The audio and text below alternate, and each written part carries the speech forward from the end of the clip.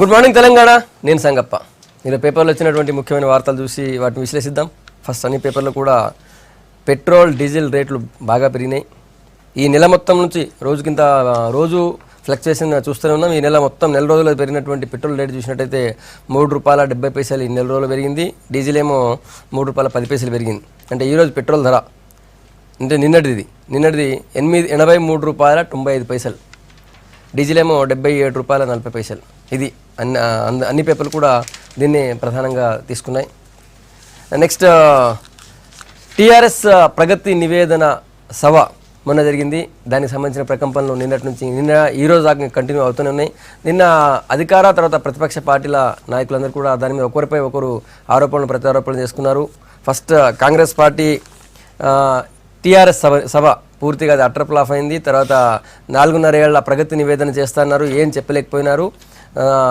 CM speech కూడా చాలా పేలవంగా ఉంది. అంటే వాళ్ళకి ఇక మేము ఓడిపోతామన్న భయం కలిగిందని చెప్పి కాంగ్రెస్ వాళ్ళు అంటున్నారు. తర్వాత మిగతా ప్రతిపక్షాలు అటు బీజేపీ కూడా అది అటర్ ఫ్లాప్ సభ అని చెప్పింది. తర్వాత జేఏసీ ఇది పదవి విరమణ సభలాగా ఉంది, ప్రగతి నివేదన కాదని చెప్పి జేఏసీగా మన కోదండరాం చెప్పారు, తెలంగాణ జనసమితి. తర్వాత వాళ్ళకి నిన్న అటు మంత్రులు తలసాని శ్రీనివాస్ యాదవ్, ఎంపీ బాల్క సుమన్, జీవన్ రెడ్డి వీళ్ళందరూ కూడా వాళ్ళు కౌంటర్ ఇచ్చారు. కాంగ్రెస్ వాళ్ళని తిట్టలేదని చెప్పి వాళ్ళు బాధపడుతున్నారని చెప్పి వాళ్ళు ప్రశ్నించారు. మొత్తానికి ఆ సభకు సంబంధించిన ప్రకంపనలే కంటిన్యూ అవుతున్నాయి. అదొక వార్త ప్రధానంగా ఉంది. ఆ తర్వాత ఇంకో వార్త ఉంది. ఒకటి దొంగతనానికి సంబంధించి నిజాం మ్యూజియం నుంచి చాలా విలువైనటువంటి వజ్రాలు, ముత్యాలు, రత్నాలు ఉన్నటువంటి బంగారు టిఫిన్ బాక్స్, నిజాంకు యూజ్ చేసినటువంటి టిఫిన్ బాక్స్, బంగారు చెంచా అవన్నీ నిన్న చోరీకి గురైనాయి. అదొక వార్త ప్రధానంగా ఉంది. నిజాం మ్యూజియం నుంచి పోయింది. అది ఇవి ముఖ్యంగా ఉన్నాయి. ముందు మనం ఈ సభ గురించి మాట్లాడదాం. సభ సక్సెస్ అయిందా ఫెయిల్ అయిందా అనే దాని మీద రివ్యూ నడుస్తుంది. ప్రతిపక్షాలు అధికార పార్టీ మధ్య చర్చ జరుగుతుంది. సభ సక్సెస్ అయింది. సభకు వచ్చిన జనాలందరికీ కూడా ప్రజలందరికీ కూడా కృతజ్ఞతలు అని చెప్పి మంత్రి కేటీఆర్ ప్రత్యేక ఆర్టికల్ రాశారు. ప్రగతి నివేదనపై సంతకం చేసిన ప్రజలందరికీ ధన్యవాదాలని చెప్పి. కానీ ప్రతిపక్షాలేమో అక్కడ ఒకరు 3 లక్షలు, ఒకరు 5 లక్షలు, ఇంతమంది కూడా రాలేదు, సభ ఫెయిల్ అని చెప్పి అంటున్నారు. మాట్లాడడం దాని గురించి బీజేపీ నుంచి ఆచార్య గారు, టీఆర్ఎస్ నుంచి ఎమ్మెల్సీ భానుప్రసాదరావు గారు, కాంగ్రెస్ నుంచి అద్దంకి దయాకర్ గారు అంటున్నారు. ముందు భానుగారు చెప్పాలా, ప్రతిపక్షాలు అన్ని పార్టీలు మీ సభ అట్టర్ ఫ్లాప్ అయింది, ఫ్లాప్ షో అయింది, పదవి విరమణ సభ అంటున్నారు. అంటే కాంగ్రెస్ పార్టీ నాయకులకి ఈ మధ్యలోనే వాళ్ళ జాతీయ నాయకులు రాహుల్ గాంధీ గారు, జాతీయ అధ్యక్షుడు రాహుల్ గాంధీ గారు వచ్చినప్పుడు సభ పెట్టారు. మరి ఆ సభలో ఉన్నటువంటి జనం ఆ విధంగా ఉంటే మాత్రమే సభ సక్సెస్ అయినట్టు, కానీ ఇంతగానం జనం వస్తే ఎట్లా సక్సెస్ అయినట్టు అనుకుంటున్నారా ఏందని నాకు అర్థం అవ్వట్లేదు. జనం అంటే ఆ మాత్రం ఏదో 15-20 వేల మంది రావాలి, కానీ ఇట్లా 25 లక్షలు 20 లక్షలు పైన వస్తే అది ఎట్లా అవుతుంది అనేది బహుశా వాళ్ళకు ఉన్నటువంటి సందేహం కావచ్చు. కానీ జన సందోహంతో మొత్తం హైదరాబాద్ నగరం అంతా నిండిపోయినటువంటి పరిస్థితి మనం చూసినాం. ఇది కూడా వాళ్ళకి సరే, వాళ్ళతో మాకేం సంబంధం లేదు. ఎందుకంటే మేము వాళ్ళని ఇంత పెద్ద 10 లక్షల నుంచి మొదలుపెట్టి వరంగల్లో 10 లక్షల సభ నుంచి మొదలుపెట్టి ఈరోజు 25 లక్షల మందితో సభ నిర్వహించినటువంటి సందర్భంలో బహుశా ఇంతమంది మీరు అన్నట్టుగా కొంతమంది నాయకులు, మా పార్టీ నాయకులు అన్నట్టుగా చెప్పినట్టుగా 25 లక్షల మంది ఉన్నటువంటి సభలో మా పార్టీ గురించి కానీ మా గురించి కానీ మాట్లాడలేదు, మమ్మల్ని ఏం తిట్టలేదు అనేటువంటి ఆవేదన బహుశా వ్యక్తమవుతున్నది. అది నేను అనలేదు, మీ పార్టీ నాయకులు అన్నారని చెప్పిన. నేను మా పార్టీ నాయకులు అన్నదే, నేను కూడా అదే చెప్పిన. బహుశా మీరు ఇంతకుముందు చెప్పినట్టు మా పార్టీ నాయకులు అన్నట్టుగా అన్నాను. కాబట్టి డెఫినెట్గా ఒక్కటి మాత్రం ఇక్కడ వీళ్ళు ఎవరు ఎన్ని అని మాట్లాడినా కూడా, ఉత్తమ్ కుమార్ రెడ్డి గారు ఎన్ని మాట్లాడినా, లేకపోతే ఇంకొక కాంగ్రెస్ పార్టీ నాయకులు మాట్లాడినా, అల్టిమేట్గా రాజకీయాల్లో క్రెడిబిలిటీ అనేటువంటిది ప్రధానమైనటువంటిదిగా ఉంటుంది. వీళ్ళు ఇంతకంటే 100 టైమ్స్ ఎక్కువగా జిహెచ్ఎంసీ ఎన్నికలప్పుడు మాట్లాడారు, ఇంతకంటే 100 టైమ్స్ ఎక్కువ మెదక్ పార్లమెంటరీ ఎన్నికలప్పుడు మాట్లాడారు, ఇంతకంటే ఎక్కువ వరంగల్ పార్లమెంటరీ ఎన్నికలప్పుడు మాట్లాడారు. సో ఇవన్నీ కూడా ప్రజలు చూసినటువంటి, ఇవాళ వీళ్ళు కొత్తగా ఒక్క మాట కూడా కొత్తగా మాట్లాడట్లేదు. ఏమున్నా ఒకటే మాట ఏంటంటే, మా కేసీఆర్ గారు కూడా నెరవేరిందా సభతో? డెఫినెట్గా సభకు మేము అనుకున్నదే కాదు, యాక్చువల్గా చెప్పాలంటే మేము ఒక దగ్గర ఫెయిల్ అయినాం. పార్టీగా మేము ఒక దగ్గరే ఫెయిల్ అయినాం.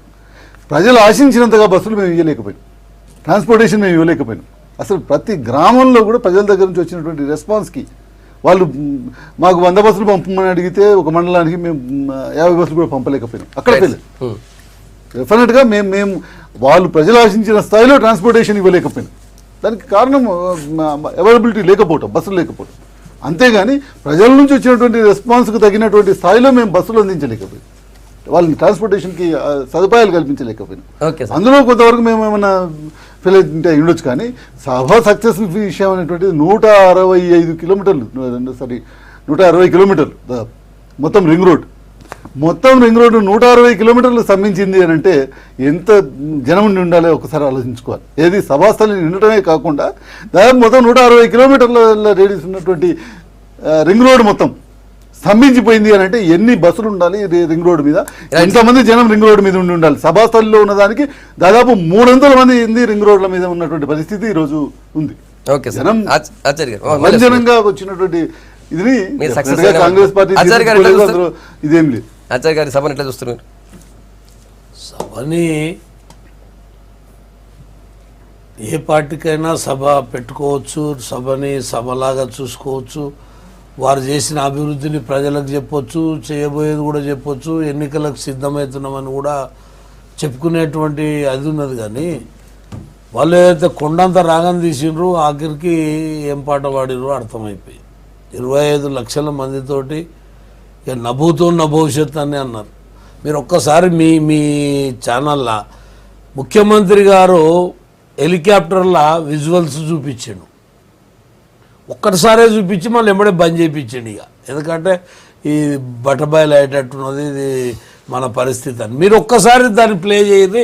భానుప్రసాద్ గారు కూడా ఆయన బిజీలు ఉంటాడు, చూసింటాడో లేదో. ఎందుకంటే ఒక్కసారి మీరు దాన్ని ప్లే చేస్తే ఆ హెలికాప్టర్కి వెళ్ళి సీఎం గారు ఇట్లా చూస్తున్నాడు, పాపం ఆ పక్కన ఉన్న ఆయన ఎవరో దాన్ని తీసారు. ఆ ప్రాంగణం 2-3 సార్లు తిరిగినప్పుడు మొత్తం తీసారు, ఎంతమంది ఉన్నారు. తర్వాత ఈ మొత్తం రింగ్ రోడ్ అంతా పాపం కష్టపడి ఖాళీ ట్రాక్టర్లు తెచ్చి మొత్తం నింపారు. అది దాంట్లో సక్సెస్ అయ్యారు. ఖాళీ ట్రాక్టర్లు మొత్తము ఈ ప్రతి నియోజకవర్గంలో వచ్చినాయి కదా మన కేంద్రంకి వెళ్ళి సబ్సిడీ ట్రాక్టర్లు. వీళ్ళ అధికారంలో ఉన్నారు కదా, ఈ ట్రాక్టర్లు మొత్తం వాళ్ళ కార్యకర్తలకు ఇచ్చుకున్నారు. అరే రాకున్నా సరే రా, దానికి కాయిదా అవి కట్టుకోండి రారు అని తీసుకొచ్చి మొత్తం రింగ్ రోడ్ చుట్టూ షో చేశారు. కేంద్ర ప్రభుత్వం ఎన్ని ట్రాక్టర్లు ఇచ్చిందో ఆడ బయటపడ్డది. ఎలా నేను ఏమంటున్నా అంటే వాళ్ళు పెట్టుకోవడం కానీ ఇంత పెద్ద ఎత్తున మనము చంద్రబాబు నాయుడు ఉన్నప్పుడు చూసినాం, మొన్న 10 ఏళ్ళు కాంగ్రెస్ ఉన్నది చూసినాం, అంతకుముందు విజయభాస్కర్ రెడ్డి, రాజశేఖర్ రెడ్డి ఎప్పుడు ఇంత సభ పెట్టలేవాళ్ళు. ఇంత పెద్ద ఎత్తున ప్రభుత్వ వ్యవస్థలని మొత్తం వాడుకొని ఒక హైప్ క్రియేట్ చేసుకోవాలని చూసారు. ఎందుకంటే హైప్ మీరు రాలేదంటే ఇప్పుడు ఇవాళ ఇట్లా అవుతుందని వాళ్ళు కూడా ఊహించలే. వాళ్ళు హ్యాపీగా ఉన్నామంటున్నారు. వాళ్ళు హ్యాపీగా ఉన్నారు. 3-2 రోజులు ఎవరైతే కనపడాలో వాళ్ళు కనపడకుండా అండర్ గ్రౌండ్లో ఉన్నారు. వాళ్ళ బాధ వాళ్ళు పడుతున్నారు. ఇప్పుడు అలసిపోయినరా లేకపోతే జరగకూడదా ఈ సీఎం గారు తన ఆవేదనని చెప్పుకోవడానికి మీటింగ్ పెట్టిండు, కానీ ఇది నివేదికలు ఏదో ఇచ్చిండు అనేది కాదు. ఎందుకు అంత ఆవేదన ఎందుతుండో అర్థం కాలే. ఇంకా 8 నెలల సమయం ఉంది ఆయనకు. ఇప్పుడు ఇవాళకి కొన్ని అయితే మేనిఫెస్టోలో లేనివన్నీ చేసిండు. కనీసం ఆ మేనిఫెస్టోలు ఉన్నాయి ఈ 8 నెలల్లో కూడా చేయొచ్చు. ఇళ్ళు కావచ్చు, భూములు కావచ్చు, లేకపోతే ఇంక ఏది కానీ ప్రజా సంక్షేమం దాని మీద విఫలమైన అనేది స్పష్టంగా కనపడుతుంది. కాంగ్రెస్ వాళ్ళ కండ్లమంట అంతమంది వచ్చారు కాబట్టి చూసి తట్టుకోలేకపోతున్నారు అంటున్నారు. అసలు దాన్ని చూసి సంతోషపడేది కాంగ్రెస్ పార్టీ. ఎందుకంటే సమావేశం వాళ్ళు పెట్టుకుంటే, సభ వాళ్ళు పెట్టుకుంటే మాకు సంతోషం ఎందుకు వచ్చింది అనేది వాళ్ళు అర్థం చేసుకోవాలంటే డెఫినెట్గా అది పెద్ద సభనే, మనం దాన్ని మరీ కించపరచాల్సిన అవసరం లేదు. కానీ వాళ్ళు అనుకున్న లక్ష్యాన్ని చేరలే, అది సమస్య. ఇప్పుడు జనాన్ని చూసినాక మీడియా, మనం కూడా టీవీలు చూసినాం, మేము కూడా దాన్ని అబ్జర్వ్ చేసినాం కాబట్టి పెద్ద సభ కాదని అనలేం. కానీ 25 లక్షల సభ అని చెప్పుకుంటే మాత్రం వాళ్ళకి అది ఆత్మహత్య సదృశ్యం తప్పితే ఇంకొకటి కాదు. అసలు సమస్య ఏంటంటే వాళ్ళు అనుకున్న లక్ష్యం ఏదైతే ఉందో, ప్రజలకు నివేదించాల్సినది ఏదైతే అనుకున్నారో దాన్ని సక్సెస్ఫుల్గా వాళ్ళు పెట్టలేకపోయినారు అనేది ముఖ్యమంత్రి గారి యొక్క ప్రసంగంలోనే మనకు తేలుతున్నది. దీనికి సంబంధించి తెలంగాణ రాజకీయ ముఖ చిత్రంలో కొత్త ఆవిష్కరణ ఏంటంటే బస్సులు బార్లు గాను, ట్రాక్టర్లు ఖాళీ గాను, గ్రౌండ్ నింపడానికి వాళ్ళు పడ్డ అవస్థలు కనుక చూస్తే రాజ్యాంగ వ్యవస్థలన్నింటినీ కూడా, ఒకటి పోలీసులను, 2 అధికారులను, 3 రాజకీయ నాయకులను, 4 పత్రికలను, ఎక్కడ కూడా ఈ రాజకీయ విలువల గురించి, నైతిక విలువల గురించి చర్చించకుండా మాట్లాడే వ్యవస్థనే మీడియాతో చేసిండ్రు. పోలీస్ అధికారులేమో ఖాళీ ట్రాక్టర్లకు సెక్యూరిటీ గార్డులు అయిపోయినారు. అధికారులేమో డ్వాక్రా మహిళలతో, ఆశా వర్కర్లతో, తర్వాత ఏంటది ఉపాధి హామీ కూలీలతో, వీళ్ళందరితోని ఒకరికి 300, ఒకరికి 500, ఒకరికి 1000 కూడా పోయిన ప్రాంతాలు మనం చూసినాం. అంటే ఇక రాజకీయాల్లో ఇక సామాన్యుడు రాజకీయం చేసుకునే స్థితి లేదు. ఇక అవసరమైతే బీరు బిర్యానీ, అవసరమైతే ఎంతకైనా తెగించే స్థితి ఈ మీటింగ్ మనకు కొత్తగా సంస్కృతిని తెచ్చినట్టుగా. గతంలో ఆంధ్రప్రదేశ్ రాజకీయాల్లో ఇది ఉంది, కానీ తెలంగాణ రాజకీయాల్లో ఈ సంస్కృతి లేదు. అంటే మాలాంటి కొత్తగా రాజకీయాలకు వచ్చేసరికి భయం అవుతున్నది వీళ్ళని చూసి. ఈ మీటింగ్ తాలూకు ఒకరు 300 కోట్లు అంటుండ్రు, ఒకరు 500 కోట్లు అంటుండ్రు. ఈ స్థాయి ఇది కూడా చర్చ జరగాల. 300 కోట్లు అసలు కాంగ్రెస్ ఇంత పెట్టి ఎవరైనా సమావేశాలు చేసుకోగలుగుతారా అనేది భవిష్యత్తులో చూడాలి. ఏ రాజకీయ పార్టీ అయినా చేయగలుగుతుందా? ఒకటి. ఇదంతా ఎక్కడి నుంచి వచ్చింది సంగప్ప గారు? ఒక చిన్న సరూర్ నగర్ స్టేడియంలో మా జాతీయ అధ్యక్షుడు వచ్చిన మీటింగ్ కాంచి వాళ్లకు కండ్లమంట అయింది. ఆ రోజు రాత్రే ప్రెస్ మీట్ పెట్టి సెప్టెంబర్ 2 తారీఖున డిక్లేర్ చేసిండ్రు. మాకేం లేదే, మా మానాన్న మేమేదో యాత్ర పెట్టుకొని హైదరాబాద్ రంగారెడ్డి జిల్లాలో ఒకటి షేర్లింగంపల్లె పెట్టుకున్నాం. దాంట్లో ఒక 30-40 వేల మంది వచ్చిండ్రు. కాకపోతే దీంట్లో ఒక 70 వేల మంది దానికి వచ్చి ఉంటారు, మిగతా పరిసర ప్రాంతాలన్నీ కూడా. ఎందుకు? రాహుల్ గాంధీని చూస్తానికే. కాంగ్రెస్ పార్టీ బహిరంగ సభ కాదు అది. కేవలం అక్కడ ఉన్న ఆ ప్రాంతంలోని జిల్లాలకు సంబంధించిన వాళ్ళు సమీకరించుకున్న జనాభాకే మీకు కండ్లు మండి, జనం అంటే నాకు రావాలి, మీకెట్లొస్తారని చెప్పేసి 25 లక్షల మంది, 25 లక్షల మంది కాదు, నాకు తెలిసి బెంగాల్లో ఫస్ట్ ఇంతవరకు record break Gandhi Bengal meeting కమ్యూనిస్టులు పెట్టిండ్రు. అది 74-75 ఆ ప్రాంతంలో. రెండవది మోదీ రికార్డులో ఉన్నది గుజరాత్ 7 లక్షలు. అరే ఏ పత్రిక ఎన్యూమరేటర్స్ లేరా? ఏ నేషనల్ ఛానల్సో లేకపోతే లోకల్ ఛానల్స్లో ఇది అతి పెద్ద సభ అని రాసింది ఎక్కడైనా చూపిస్తే? అంటే ఇండియాలో 25 లక్షలు అంటే డెఫినెట్గా పెద్ద సభ సంగప్ప గారు. భారతదేశ చరిత్రలో కాదు, ప్రపంచ చరిత్రలో. ఓకే, విన్నావా? మనం ఊరికనే మనకు పేపర్లు ఉన్నాయి, మనం ఇచ్చే టీవీలకు పైసలు చేయబట్టి వాళ్ళు రాస్తారు. ఇది కాదు చర్చ. మేము కూడా చూసినాం సమావేశాన్ని. ఆ ప్రాంతము తెలియంది కాదు, అదంతా ఎవరికో. ఇప్పుడు కొత్తగా కేసీఆర్ గారే కనుగొన్నది కాదు కొంగర్ కలాన్. ఈ కొంగర్ కలాన్లో కంగారు మా మీదకి వస్తే ఎట్లా? మేము సంతోషంగా సభ వాళ్ళు చెప్పేది ఏదైతుందో కేవలం ఆ చుట్టుపక్కల వాళ్ళని తరలించడం అంటే ఒక్కొక్క నియోజకవర్గం నుంచి బస్సులు పెట్టి ఎంతమంది తరలించడం మాకు మా నియోజకవర్గం ఎంతమంది. ప్రగతి నివేదన సభ తర్వాత వచ్చిన ప్రకంపన గురించి మాట్లాడుతున్నాం భానుప్రసాద్ గారు. దగ్గరగా కొన్ని విషయాలను. ఇంకోటి గులాం గురించి మాట్లాడారు. గులాంగిరి, ఢిల్లీకి గులాంగిరికి చేయాలని చెప్పి కేసీఆర్ గారు మొన్న ప్రశ్నించారు. గులాంగిరి చేస్తుంది మీరు, మోడీకి మీరు గులాంగిరి చేస్తున్నారు, మీరు భయపడుతున్నారని చెప్పి కాంగ్రెస్ వాళ్ళందరూ అన్నారు. సార్ ఇప్పుడు మేము గులాంగిరి చేసేటోళ్ళం అయితే బీజేపీతో కలిసేటోళ్ళం, లేకపోతే ఇంకో పార్టీతో కలిసేటోళ్ళం. మేము ఏదైనా ఇదిలో మేము ఈ దేశంలోనే మొట్టమొదటి ముఖ్యమంత్రి, ఈ దేశంలో కాంగ్రెస్ పార్టీ కానీ, కాంగ్రెస్ పార్టీ అధ్యక్షత నడిచినటువంటి యూపీఏ కానీ, లేకపోతే అటు బీజేపీ అధ్యక్షత నడిచినటువంటి ఎన్డీఏ కానీ రెండూ కూడా విఫలమైనవి అని చెప్పినటువంటి పార్టీ మాది. ఇంకే రాజకీయ పార్టీ కూడా అంత ధైర్యంగా ముందుకు చెప్పలేదు. మోడీ పార్టీ పాలన పూర్తిగా సమర్థనీయంగా నడవట్లేదని చెప్పినటువంటి పార్టీ మాది. సో మేమనేటువంటిది ఏంటంటే డెఫినెట్గా ఒక ఫెడరల్ వ్యవస్థలో కేంద్ర ప్రభుత్వానికి రాష్ట్ర ప్రభుత్వానికి ఉండాల్సినటువంటి రిలేషన్షిప్ మెయింటైన్ చేస్తాం. అంతేగాని మేము ఎవరికి ఇదిగా అందులో బీజేపీతోని మేము కలిసిపోయి పనిచేసేటువంటి అసలు ఆ సందర్భమే రాదు. ఎందుకంటే మాది పక్కా సెక్యులర్ పార్టీ. మా పార్టీ డెఫినెట్గా చివరి దాకా కూడా సెక్యులర్ పార్టీగానే ఉంటాం. మేము ఎటువంటి పరిస్థితుల్లో కూడా మా సెక్యులరిజాన్ని మేము మార్చుకునేటువంటి సందర్భమే రాదు. కాబట్టి మేము డెఫినెట్గా మేము ఒక డిఫరెంట్ పార్టీగా మేము రాష్ట్ర పార్టీగా ఉంటాం. రాష్ట్రంలో రాజకీయాల్లో ఇది ఉండేటువంటి కేంద్రంలో అధికారంలోకి ఎవరు వచ్చినా కూడా వాళ్ళతో పాటు మంచి సఖ్యతను మెయింటైన్ చేస్తాం. రాష్ట్రంగా ఏ విధంగా మెయింటైన్ చేయాలో చేస్తాం. ఇక రెండో డెఫినెట్గా ఒక్కటి మాత్రం ఇక్కడ మనం చేయాల్సినటువంటిది ఏంటంటే ప్రజలు ఎవరు ఎన్ని మాట్లాడినా అల్టిమేట్గా ప్రజలు చూసేది ఏంటంటే కంపారిజన్ ఏమొస్తుందంటే గతంలో కూడా ఇప్పుడు పార్టీ మేనిఫెస్టోలో ఇది చెప్పినారు, ఇది చేయలేదు, అది చెప్పినారు, అది చేయలేదు. ఇప్పుడు ఇవన్నీ ఎందుకండి? మీరు 99లో 99 కూడా కాదు, ఇంకా నాకు గుర్తుంటే ఇంకా దానికన్నా ముందే ఉంటుంది. 99లో అయితే పక్కా మేనిఫెస్టోలో పెట్టినారు తెలంగాణ రాష్ట్రం ఇస్తామని. ఎప్పుడు ఇచ్చారు? 99లో మేనిఫెస్టోలో పెట్టి 2014కు ఆఖరికి మేమంతా కూడా మొత్తం ప్రజలందరూ కూడా తిరగబడ్డాక తప్పనిసరి పరిస్థితుల్లో మీరు తెలంగాణ ఇచ్చారు. 99లో పెట్టారు, 2004లో పెట్టారు, 2009లో పెట్టారు. ఇవి ఇన్నిసార్లు పెట్టిన తర్వాత తప్పనిసరి పరిస్థితుల్లో మీరు ఇచ్చారు. మీరు మేనిఫెస్టో గురించి మాట్లాడేటువంటి నైతికత కాంగ్రెస్ పార్టీకి ఎక్కడ ఉందండి? ఏ మేనిఫెస్టోలో పెట్టినటువంటి ఏ పని చేసినారు అని కనుక మీరు మేనిఫెస్టో గురించి మాట్లాడేటువంటి ఇది నైతికత ఈరోజు కాంగ్రెస్ పార్టీకి ఉంది? కాంగ్రెస్ పార్టీ మేనిఫెస్టో గురించి మేనిఫెస్టోలో చెప్పినది చేయలేదు అనేటువంటి గురించి డెఫినెట్గా వీళ్ళు ఎన్ని మాట్లాడినా కూడా ప్రజలు గతంలో మేనిఫెస్టోలో ఏం చెప్పారు, అసలు ఆ మేనిఫెస్టోకి ఏమైనా ఇంపార్టెన్స్ ఉన్నదా? గతంలో మేము రాకముందు మేనిఫెస్టో అనేటువంటి పదానికి ఏమైనా ఇంపార్టెన్స్ ఉన్నదా? మేనిఫెస్టోకి ఇంపార్టెన్స్ తెచ్చింది మేము. మేనిఫెస్టోలో చెప్పినటువంటి అంశాలను ఒక్కొక్కటి చేసుకుంటూ ముందుకు పోయి ఒక్కొక్క అడుగు వేసుకుంటూ ముందుకు పోయింది మేము. సో ఆ విధంగా అసలు మేనిఫెస్టోకి ఇంపార్టెన్స్ తెచ్చిందే టీఆర్ఎస్ పార్టీ. డెఫినెట్గా మేము చెప్తున్నాం, ఎస్ డబుల్ బెడ్రూమ్లకు సంబంధించినటువంటి స్టార్ట్ చేసినాం. 1,00,000 ఇల్లు హైదరాబాద్లో కడతామని చెప్పినాం, 1,00,000 ఇల్లు రాష్ట్రం మొత్తం మీద కడతామని చెప్పినాం. 1,00,000 ఇల్లు హైదరాబాద్లో ఆల్రెడీ శరవేగంగా నడుస్తున్నాయి. రాష్ట్రంలో ఉన్నటువంటి మిగిలిన రూరల్ ఏరియాస్లో 1,00,000 ఇళ్లలో మెజారిటీ ఇల్లు మొత్తం 1,00,000 స్టార్ట్ అయినాయి నేను చెప్పను, కానీ మెజారిటీ ఇల్లు నడుస్తున్నాయి. ఓకే. అదేవిధంగా దళితులకు భూమి ఈ 2 అంశాలే మాట్లాడుతున్నారు. ఎప్పుడు మాట్లాడినా కూడా ఈ 2 అంశాలే మాట్లాడుతున్నారు. దళితులకు భూమి విషయంలో కూడా డెఫినెట్గా దాదాపు 5,000 కుటుంబాలకి 5,600 కుటుంబాలకు ఆల్రెడీ ఇవ్వడం జరిగింది. మిగిలిన వాళ్ళకి సంబంధించినటువంటి ఇదిలో డెఫినెట్గా ఈరోజు ఏ గ్రామంలోనైనా అక్కడ అదేం మ్యానుఫ్యాక్చర్ చేసేది కాదు, లేకపోతే అదేం మనం ప్రొడ్యూస్ చేసేది కాదు.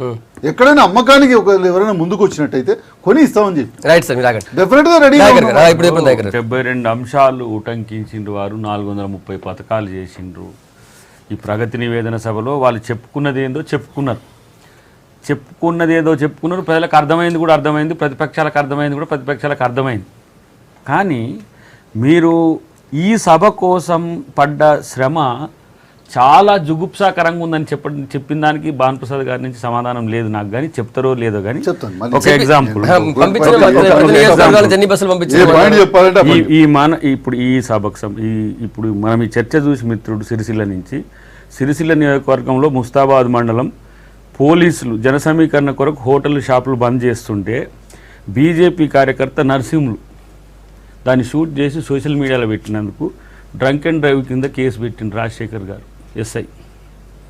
ఇది అంటే అధికారులు కూడా ఎవరు ఇప్పుడు ఇది ఒక టెక్స్ట్, నేను ఇప్పుడు మనం చర్చ చూసి పెట్టిన టెక్స్ట్ ఇది. ఇట్లా ఎన్ని జరిగినాయి సంగప్ప గారు? అదే ఆ కేసులో సోషల్ మీడియాలో షాపులు బంద్ చేసేది ఒక బీజేపీ పెడితే మీ ఎస్ఐ కేసులు పెట్టే స్థితి వచ్చింది.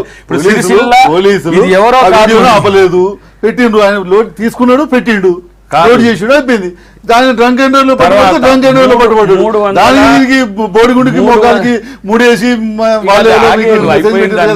300 శాండ్ మాఫియా ట్రాక్టర్ ఉత్త జనం లేకుండా రోల్ అయినాయి సిరిసిల్లలో.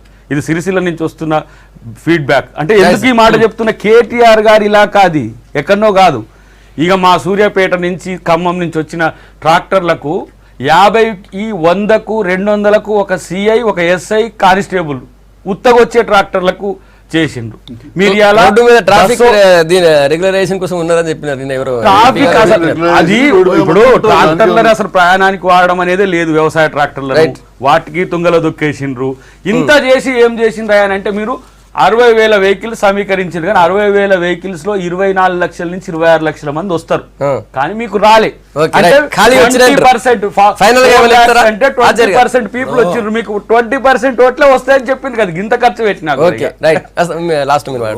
మోడీ గారి యొక్క పరిపాలన వచ్చిన తర్వాత ఈ రాష్ట్రానికి రావాల్సినటువంటి కాళేశ్వరం కానీ ఈ రాష్ట్రంలో ఉన్నటువంటి ప్రాజెక్టుల యొక్క క్లియరెన్స్ విషయంలో ఎంత వేగంగా వాళ్ళకు అనుమతులు ఇచ్చిండ్రో అనేక పర్యాయాలు ముఖ్యమంత్రి గారు సంబంధిత మంత్రులు కొనియాడినటువంటి సందర్భాలు ఉన్నాయి.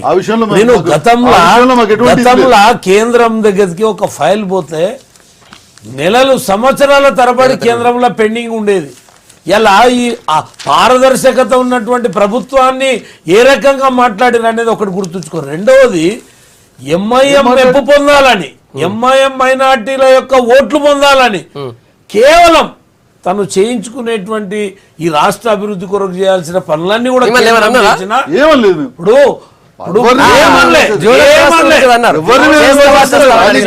నిజంగా కూడా మీరు ఒక్కసారి ఫైల్ దాన్ని షో చేయండి.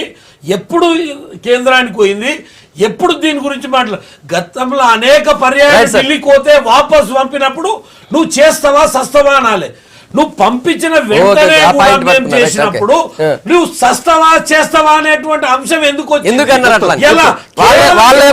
కాంగ్రెస్ 3 రోజులు ఢిల్లీలో కేంద్ర మంత్రుల దగ్గర నువ్వు వెళ్ళి మోకరిల్లినటువంటి సందర్భాన్ని మైనార్టీలు జీర్ణించుకోలేకపోతే నువ్వు మైనార్టీల మెప్పు కొరకు మోడీ గారిని ఎంతవరకు ఒకటి ఏమంటున్నారంటే మీ మీద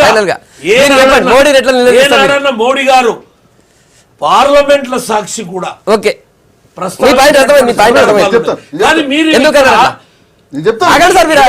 కోర్టుల కేసులు ఎవరైతే మీకు మాట్లాడడం మోడీ గారిని మాట్లాడడం ఎంతవరకు సంస్కారం? మేము ఇక్కడ మోడీ గారిని మేమేమి విమర్శించలేదు, లేకపోతే ఇంకొకటి ఇచ్చారు. మేము స్పష్టంగా మేము అనేక సందర్భాల్లో చెప్పినాం, ఈ రాష్ట్రానికి సంబంధించినటువంటి ప్రాజెక్టుల క్లియరెన్స్ విషయంలో కావచ్చు, లేకపోయినట్టయితే నేషనల్ హైవేస్కి సంబంధించినటువంటి నేషనల్ హైవేస్కి సంబంధించినటువంటి విషయంలో, ఈ 2 విషయాల్లో మాకు పూర్తిగా సహకరించినటువంటి మాట వాస్తవం. కేంద్ర ప్రభుత్వం మాకు మేము అడిగినటువంటి వాటిలో మాకు ప్రాధాన్యతనిచ్చినటువంటి మాట వాస్తవం. అదేవిధంగా అనేక సందర్భాల్లో టైమ్ అండ్ అగైన్ మేము డిసిషన్స్ సరైనవి అనుకున్నప్పుడు, ఈ దేశానికి మంచి మార్గం చూపెడుతుంది అనుకున్నప్పుడు మేము కూడా మీకు మద్దతు ఇచ్చిన విషయాన్ని కూడా మర్చిపోవద్దు. 3వ విషయం డెఫినెట్ గా ఏంటంటే ఈ అంశం అటువంటిది, ఈ అంశంలో కనుక డెఫినెట్ గా మీరు ఇవ్వకపోయినట్టయితే మీ పార్టీకి అక్కడ ఒత్తిడి చేసినా చెప్తున్నారు, మీ పార్టీ చనిపోయే పరిస్థితి వస్తుంది. మీరు కనుక ఈ అంశాన్ని కనుక ఇమ్మీడియట్ గా చేయకపోయినట్టు మీ పార్టీ చనిపోయే పరిస్థితి